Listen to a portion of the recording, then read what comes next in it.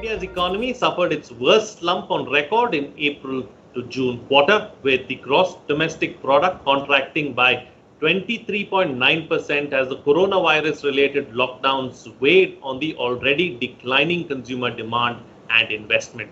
The GDP contraction in the world's fifth largest economy compared with 3.1% growth in the preceding January to March quarter and 5.2% expansion in the same period a year back, according to official data released on Monday.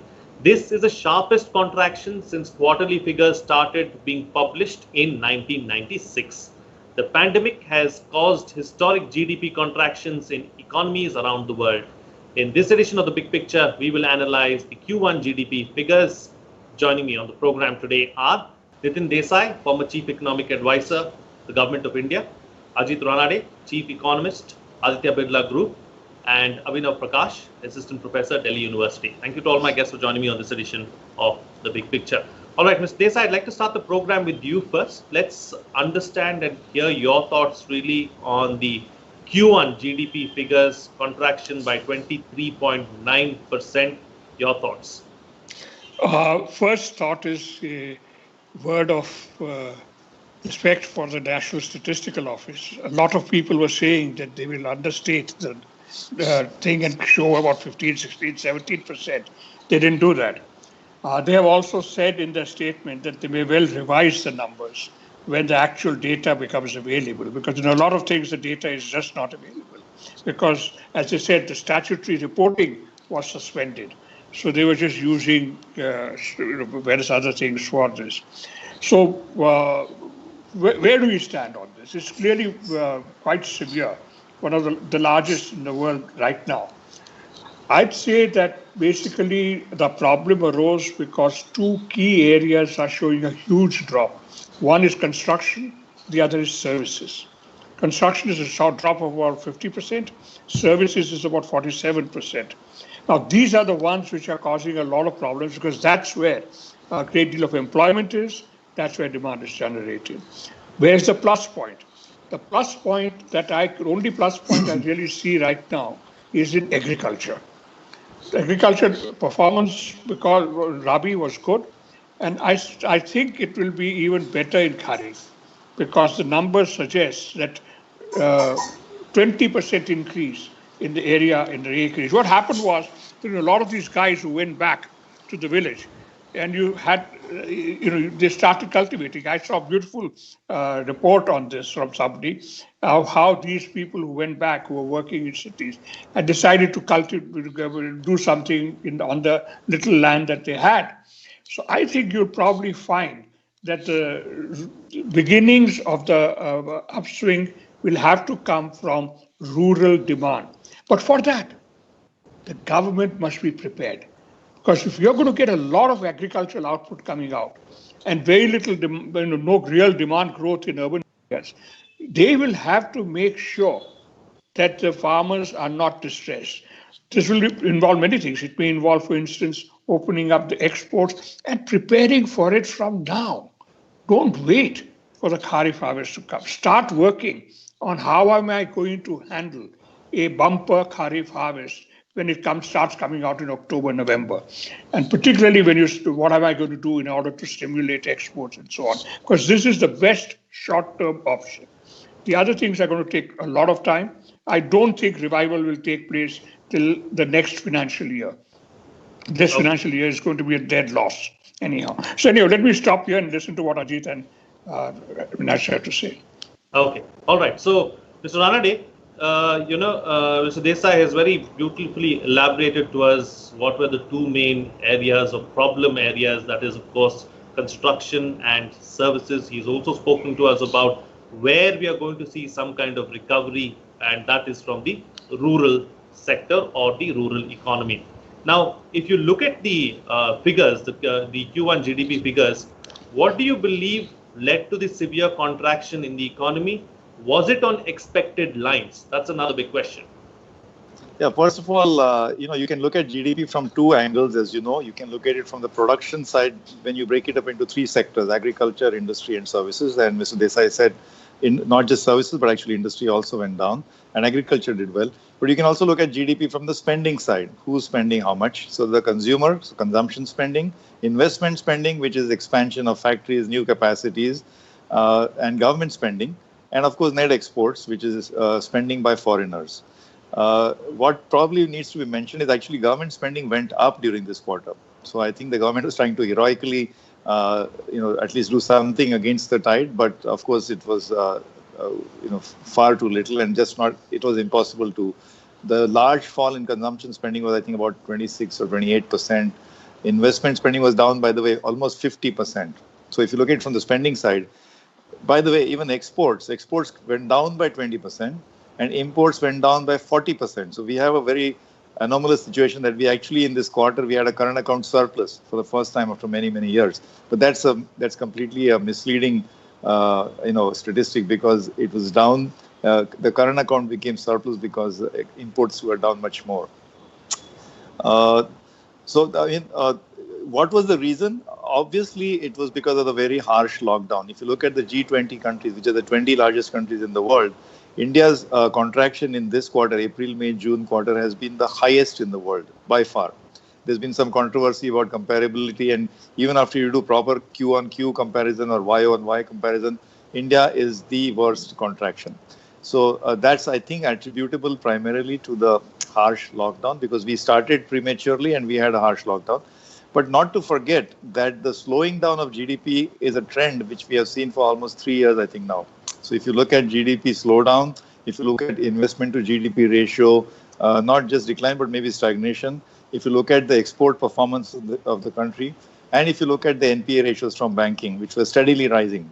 So this is not a trend, so we need to acknowledge that even prior to the COVID pandemic and the harsh lockdown, we were on a very weak wicket and continuously sliding. Perhaps that's another reason. So you asked me for the reasons. I think these are the two reasons.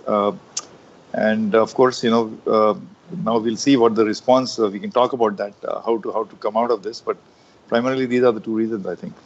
Okay, all right, absolutely. We will go into how we're going to respond to this. Where is the recovery going to come from, and what needs to be done? But before that, let's look at another aspect in all of this.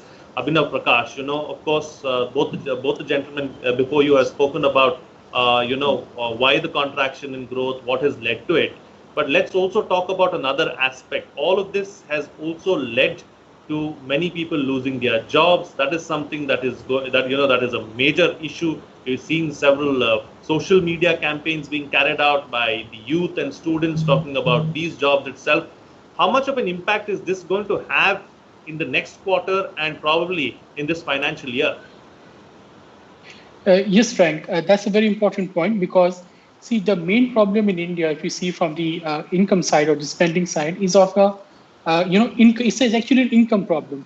So in India, you have lots of jobs available, but the problem is that you do not have good, well-paying and stable jobs which are available for the youth.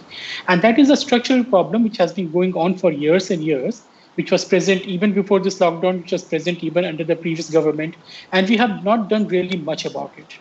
So we have seen that there have been massive job loss because you see, the major collapse in the GDP is coming from the industry, and especially the manufacturing, which is minus 39%, and the construction, which is minus 50%. And you have the most of the people of your labor force who are employed in these sectors. So of course, the job loss is massive. Even where there is no job loss, there have been salary cuts. Even in the government sector, you have the DA being frozen. So there's a massive decline in the purchasing power of the people. And that is, I think, is going to have a very strong impact as we go forward, because so far the government's response has been on the supply side, that doing these reforms in the agriculture, in the mining sector, which are fabulous, which are much needed. But what you need here is something to boost up the income of the people so that the consumption goes up. So the people, the businessmen are not going to avail of your easy loans if you do not see any demand in the economy and there is no profitability available for them. So the income side needs to be supported, and that can only be supported, by creating well-paying jobs. How can the government do it? Nothing can be done in the short run, let's say in the few months. So it has to have a plan for the next 2-3 years. But one thing the government can do very easily, both the center and the state governments, is to start filling up all the vacancies in the government sector. And you have enough vacancies to absorb a large number of people. so that there's some relief from this decline in the income. Historically in India, if you look at, Frank, that the demand has come from two places. One is the public sector employees, because they have the more stable and relatively well-paying job. And it has come from the businesses who are taking credit and doing investment and all those kind of a thing. Both of them are down at this moment. Neither you have permanent jobs, now you have by permanent I mean long-term stable jobs, need not to be permanent in the traditional sense, but people's expectations should be more stable about their future income flow. Unless and until we fix that, I don't see the consumption demand reviving in the country, nor do the consumer confidence. So I think going forward, this should be an important aspect of the fiscal response by the government. Okay. All right, Mr. Desai, I'd like to take 2 points forward with you, one being made by Mr. Ranade and the other by Abhinav Prakash, of course. Mr. Ranade spoke about comparisons. So let's, compare how India did really with similar sized economies from around the world and how that panned out. And the second one, of course, is the issue of public spending that Abhinav Prakash has raised. How much can the government really spend and how much of demand can it create at a time when the economy is in a slump? Can I take the second question first? Yes. In many ways, this is a problem, that we really do not have the room for public sector spending because of what has been happening to the tax revenues, etc. The drop in GST and so on. Unlike 2008, where we had room for taking fiscal risks, this time we do not have as much room for taking fiscal risks. Second, it's being passed on to the states, with the center not paying up on what they're required to pay up under the agreement which Jaitley had finalized of 14% increase in state level GST collection. They will not be able to, the real spending for demand growth has to take place at the state level. And if you're going to squeeze the states, then what? Third thing is focus on urban demand growth. Today, a lot of the things that we've been giving out have been money sent into rural areas. Our problem is not rural demand. That's not where the problem is. Our problem is in urban demand. So please try some imaginative ways of fairly quickly generating urban demand, perhaps by special employment schemes and so on. But to do it through just public spending alone is going to be a big, big problem because of what has been happening. On the issue of comparison with other countries, we can do that. I saw Gita Gopinath's numbers came out, and it showed very clearly that India is very much the largest, the biggest drop. And you may not compare yourself with, don't compare yourself with Britain and USA. There's a very different economies. Compare yourself with China. Why is it that China has actually showing an increase in the first quarter against it? I think basically the lockdown was probably harsher than it should have been. It should have left some of the more employment-intensive sectors alone. The risks involved in health terms, I think, were manageable, and particularly because of the relatively low incidence of fatality in India and serious cases in India. So maybe that's the answer. Start relaxing the lockdown in a systematic way and accept the fact that this may lead to a little spurt, and then focus on healthcare to take care of that spurt, rather than just say, keep everybody at home. You can't do that. How long? I mean, it's more than 150 days. We've all been sitting at home. And I don't think we can carry on like this for so long. So don't worry about the international comparison. Focus on what we need to do. We are in for a serious deficit in demand this year. I'd say the government's focus should be on stimulating demand growth, initially in urban employment, which will then stimulate industry, because industry has money. A lot of them are sitting on tons of cash. So if they start seeing demand growth, then I think you'll start seeing investment coming up also. Let me just stop here. Absolutely. All right. So Mr. Ranade, let me come across to you now. Let's also analyze the kind of impact the pandemic and the lockdown has had on industry. How badly has the industry been hit? Has irreparable damage been done? Uh, First of all, no irreparable damage. Absolutely not. And I agree with Mr. Desai. He said, the instinctive reaction has been to cut costs, to conserve cash, to recover receivables. All businesses are trying to do that. There's been a support, as Mr. Abhinav said, on the supply side. So the MSMEs have got some guaranteed loan and so on. So I don't think, irreparable loss in the sense that when you lose 23%, 24% of GDP, that is lost forever. Of course, that is income to people. Remember, 1% growth rate less in GDP annually is 2 lakh crores of income permanently gone. So to that extent, the fact that the GDP growth is lower, that's a permanent loss of income. Yesterday, when restaurants are closed, it's not like those customers, that income is lost. It's not like tomorrow when I go back to the restaurant, I can't fill up for yesterday's lost business. When flights are going empty, airline flights. So let's not go there. But I'm saying that I'm actually somewhat optimistic about a V-shaped recovery, but we can talk about it later. But what are the sectors which have been affected, as you asked me? Because of the shutdown, initially there was a complete demand shock and a supply shock. So as Mr. Desai said, urban areas were very, very badly affected. There are large numbers of businesses in urban areas which are all basically daily wages, if not daily wages, very precarious livelihoods, daily livelihoods, whether you're a cab driver or a telewala selling vegetables or a roadside guy, a barber, all of that was completely shut down. Similarly, factories had to be shut. So in fact, sectors after sectors, metals, chemicals, textiles were shut.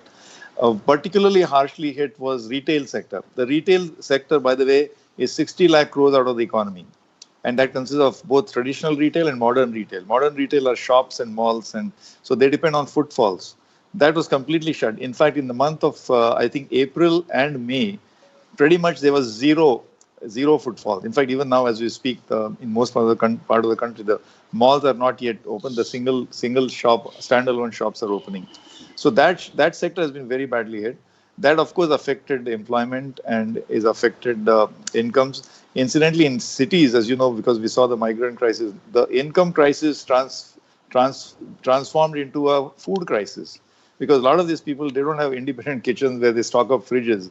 There are community eating arrangements. People eat out at, community kitchens. Everything was shut. So we had this strange phenomenon of people who were employed as cooks in restaurants, but they had no food to eat because in their, So that was a serious problem, the income crisis becoming a food crisis. So, I don't know if you want to discuss what next. How do we come out of this? Absolutely, yeah. How do we come out of this? You spoke about V-shaped recovery. So where is the V-shaped recovery going to come from? So I think basically it's a demand, it's a demand problem right now, as Mr. Abhinav also said. We need to revive demand. And, if you're not going to do fiscal stabilization or fiscal impetus, fiscal stimulus in a down cycle, when else do you do it? This is the time to actually do very strongly counter-cyclical fiscal policy, ignoring the fiscal hawks, ignoring perhaps the threats from rating agencies. I think there are lots of avenues available. Maybe they will stretch our fiscal deficit to levels which we have not seen before, but we need to focus on demand. For example, the MSME minister himself is on record of having said that the government of India owes 5 lakh crores to the vendors. These are bills, these are invoices not in dispute. Those payments had to be immediately cleared. So that's the kind of example. All pending payments must be cleared. All pending income tax refunds must be done instantly, because every year the government of India gives out 1 to 2 lakh crores of income tax refunds, but they come after 6 or 9 month delay. They have to be done instantly. There is unutilized GST credits. There is GST refunds. I know about retail and telecom sectors, so those have to be returned. If the government doesn't have the cash, then allow corporates to use the GST credits to make future GST payments. Allow people to use income tax refund certificates to make income tax, advance taxes are being collected. Then furlough scheme. See, big challenge is that the workers' salaries have to be paid. People have taken pay cuts, there have been job losses, but existing salaries, if you get some support on paying, this is something that has been tried out in many countries under the name of job keeper scheme or furlough scheme or whatever. I think we know the PAN numbers, we know the PF is cut from employees, whether it's contract employees or formal sector employees. We could easily triangulate this. It's in the earlier days, perhaps the IT systems were not up to mark. We can do this. The government of India doesn't even have to give the money to the corporates. It can directly credit the accounts of workers. So at least for the next 3 to 6 months, we should give salary support. And then, of course, there are other, like Mr. Desai said, can we now convert the bounty which is coming in terms of the Kharif crop into something which can become, so the MSP is a price guarantee, but often the procurement, is not 100%. So actually, de facto incomes that go to the rural areas or the farmers is not what the MSP promises, because the procurement is largely in states like Bihar and some other states. I believe it used to be the case that 80% of the procurement was outside the mandis, outside the government procurement scheme. Can we ensure 100% procurement for all the Kharif crops? That will go a long way to putting purchasing power in the hands of the farmers and the rural families. I think those are the kinds of things we need to do. We should focus on demand creation. Absolutely. All right. So, Abhinav, let me come across to you now. So, focus on demand is what both of you have said. Looking ahead now, what are the sectors that we need to watch out for? What are the sectors that need special attention? And what are the sectors that probably don't need that hand-holding at this moment? Yes. So, I agree with my previous panelist, Mr. Ranade, that we should stop worrying about the credit rating agencies, because remember, these are the agencies whose predictions, whose calculations have more often been wrong than correct. So they have a wrong history of going wrong, of rating people based on opaque parameters. So we don't know. Companies and countries are rated in such a manner, lots of lobbying also goes on behind the rating. So we should not be worrying about these kind of ratings and the agencies. We should really focus on the sectors which have been affected most by this crisis and which have brought into sharp attention that we need to do more in certain areas. And number one, I will say the healthcare.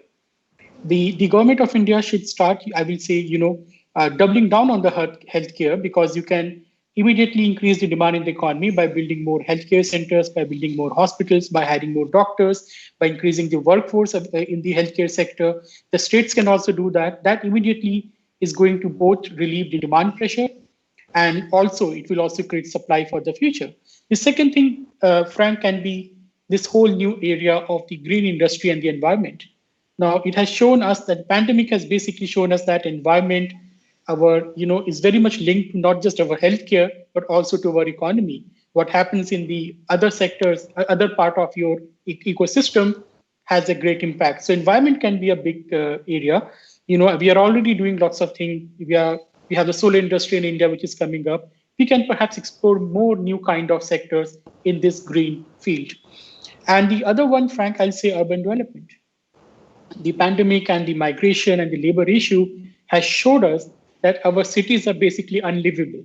So perhaps, let's say 5, 6, or 10 year long plan of reconstruction of these our cities and our urban centers can go a long way in creating both employment for the masses, for creating more livable space, and by generating the future, I would say the workplace for the masses, which are more productive, more efficient.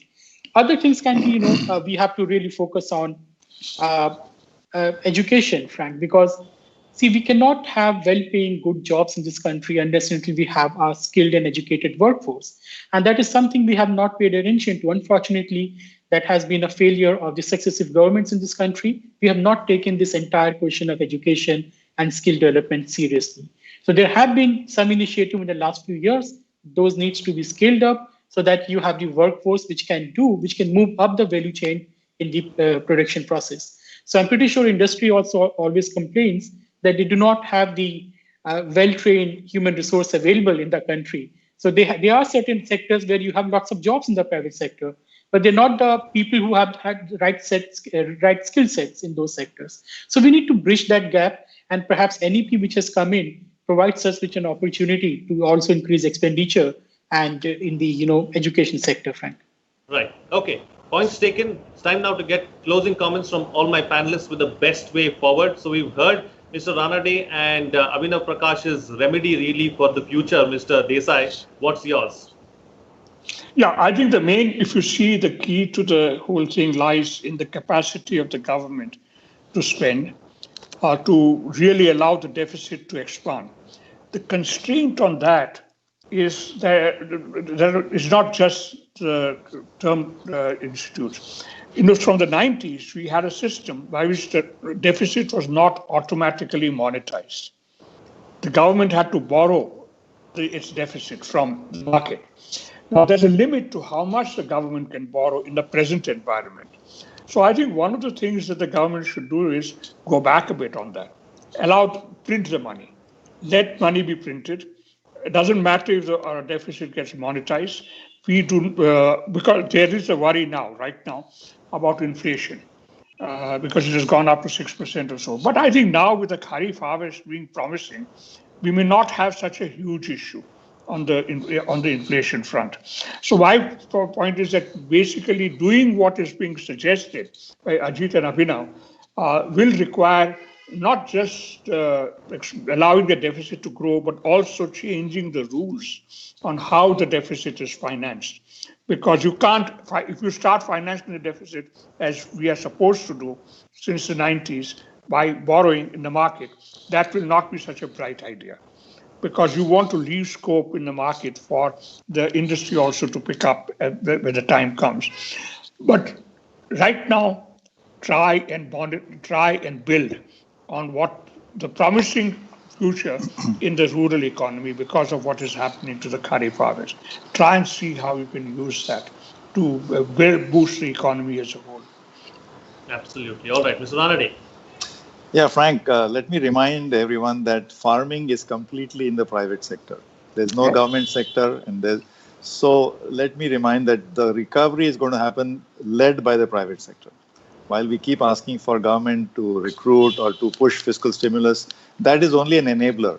When we are saying fiscal stimulus should be given and fiscal deficit can be higher, I don't mean it that's the complete solution. The lion's share will be the private sector. So there you need to do something which can build consumer confidence. Consumers are really anxious because loss of jobs, anxiety of losing your job, cutting back on spending. The Diwali this time, I don't know how boisterous and how exuberant spending will be. They are worried because they might lose jobs. Business is worried that they have to cut down. There's not enough demand from consumers, so we cut back on costs, we cut back on production. So business confidence is lacking because consumer confidence is not there. Consumer confidence is not there because business confidence, because they might lose jobs. So this is a kind of a vicious or whatever. This is a self-fulfilling. This needs to be broken. So this is what basically we need to acknowledge that it's going to be private sector led. So whatever it needs, whether it's supply side measures, demand stimulus will go some way, help on salary payment, salary support will go some way. As you said, health and education are soft infrastructure, which is actually primary health and primary education are in fact the government's domain.